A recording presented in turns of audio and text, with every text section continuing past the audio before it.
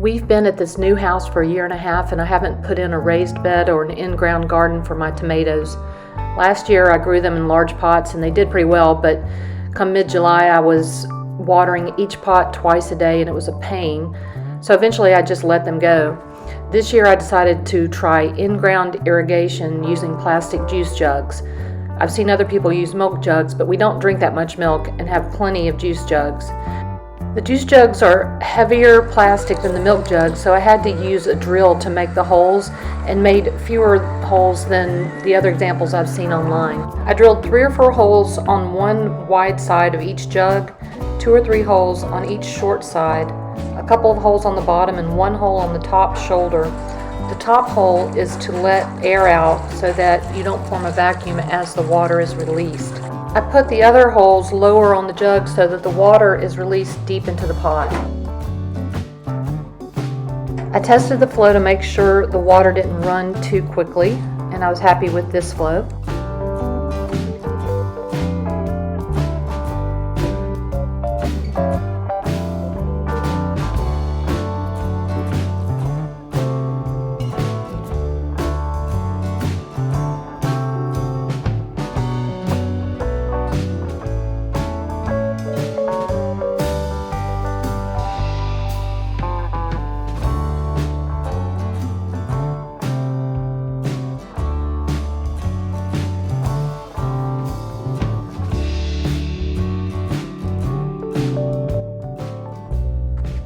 Now to start potting up.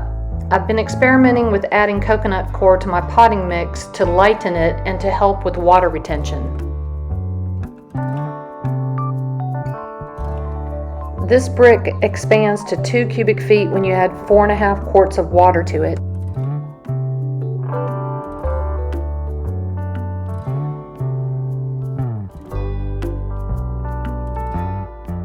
It takes about 5 to 10 minutes for the brick to fully expand. You really have to break the chunks up and make sure there are no dry bits.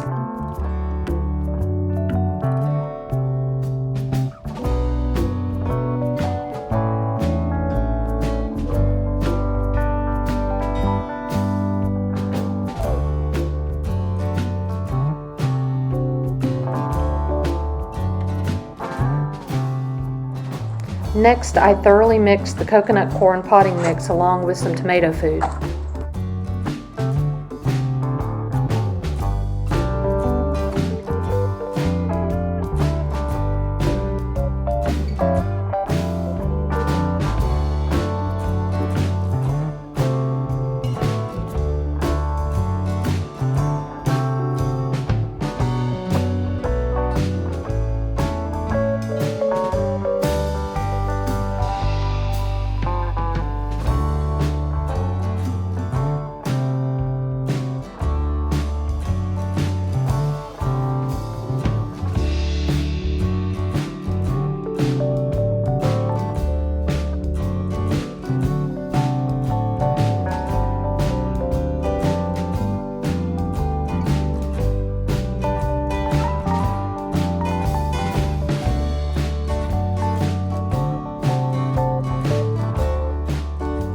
I covered the drainage holes with pebbles and started adding the soil.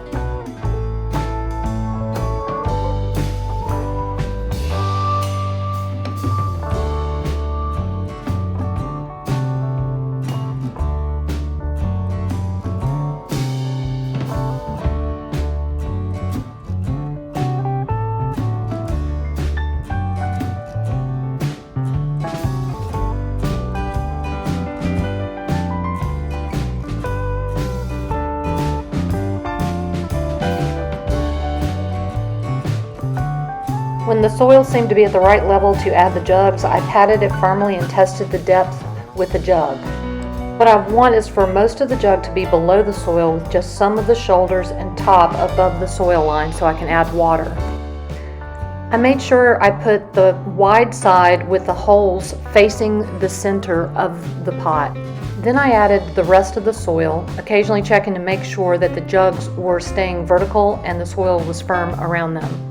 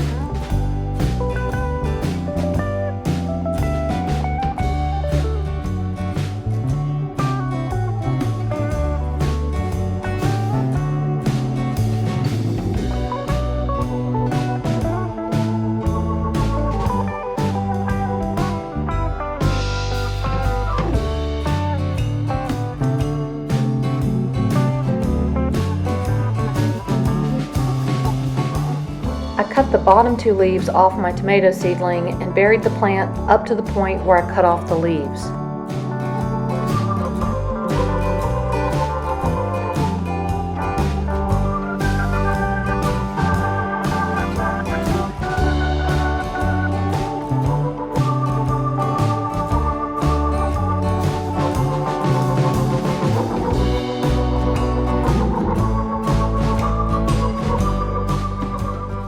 The plant will form roots along the buried part of the stem, and the stem will get thicker and sturdier as a result. I made sure to firm the seedling in really well after planting. I am determined this year to keep up with my ID tags. The last thing I did was to water the tomato in well with some half-strength fish fertilizer. I didn't fill the irrigation jugs yet because the potting soil was already damp and I had to water the plant in. As the pot dries out, I'll start using the irrigation system and let you know how it works. If you try this, let me know how it goes. I'm really curious about this process and if it can overcome our hot, dry summers here in Zone 8B. Thanks for watching.